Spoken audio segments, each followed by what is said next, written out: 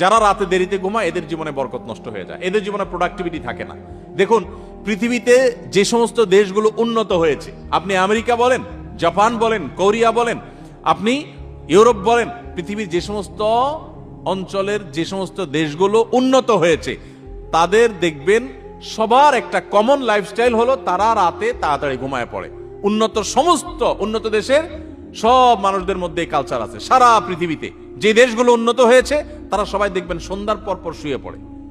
আর আমাদের বাঙালির রাত শুরুই হলো 10টার পর, তাই না?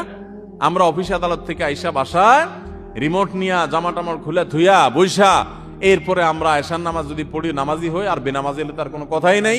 আইসা আমরা সোফা বসে এবার আমরা রিমোট দিয়া একটা পর একটা চ্যানেল পাল্টাতে থাকি, এরপরে মোবাইলে ফেসবুকে হাতাইতে থাকি, খাওয়া দাওয়া করে শুইতে শুইতে আমাদের 12টা, 12:30, 1টা। এই যে দেরিতে ঘুমাই, আমাদের জীবনের প্রোডাক্টিভিটি নষ্ট হয়ে যায়, বরকত নষ্ট হয়ে যায়। যে তরুণ তার প্রোডাক্টিভিটি বাড়াতে চায়, সেই জন্য রাতে তাড়াতাড়ি ঘুমায়। রাতে তাড়াতাড়ি ঘুমায়, যেগুলো রাতে করবেন ওইগুলো সকালে করবেন।